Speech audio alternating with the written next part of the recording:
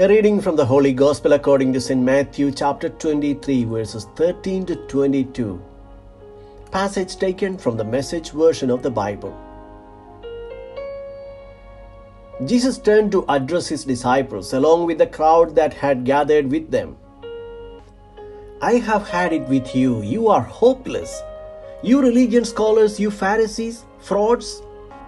Your lives are roadblocks to God's kingdom. You refuse to enter and won't let anyone else in either.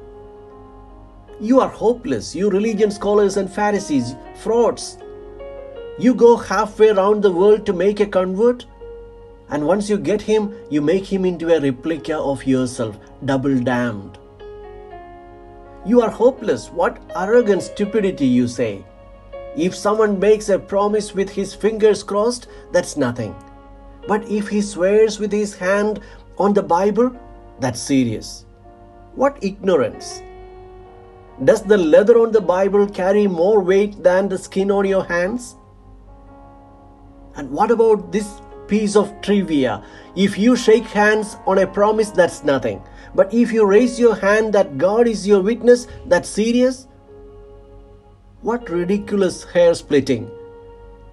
What difference does it make whether you shake hands or raise hands? A promise is a promise. What difference does it make if you make your promise inside or outside a house of worship? A promise is a promise. God is present, watching and holding you to account regardless. The Gospel of the Lord.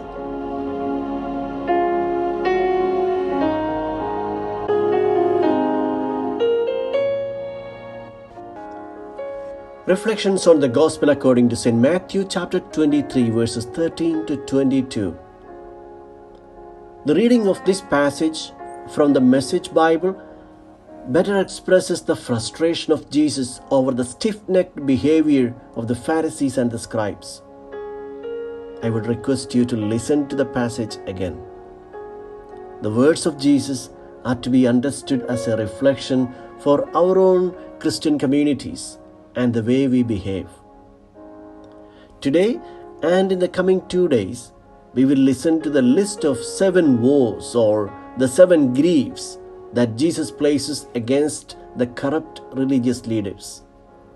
They are clearly contrasting the list of beatitudes proclaimed by Jesus on the Sermon on the Mount. The first of the woes is leveled against those who shut up the kingdom of heaven in people's faces. The criticism of Jesus about the Pharisees was not about the power they enjoyed, but about the wrong way of exercising the power by placing impossible burdens on the shoulders of those who were not capable of carrying them. Matthew, while writing the Gospel for the Jewish Christians, was perhaps referring to the stiff resistance from the part of the Jews to accept faith in Jesus. Therefore, on the one hand, this can be seen as a reference to their rejection of Jesus, and on the other, it can also mean that they made the observance of the law impossibly difficult with their complex interpretation of the Thora. Today, there are people within the church communities who claim to believe in Jesus, but by their behavior, both block people's access to Jesus and at the same time, they themselves are far away from Him. They wouldn't mind to walk the extra mile or to sail across far-off places to promote their distorted catechism, creating a wrong understanding of Jesus and His teachings. How often do we come across the so-called Catholic leaders who use foul languages to describe the Pope, bishops and priests? They regard themselves as custodians of faith, but creating hatred towards the vicar of Christ and create divisions within the church. Situations that prevailed in the time of Jesus and the challenges that confront the church today are very similar.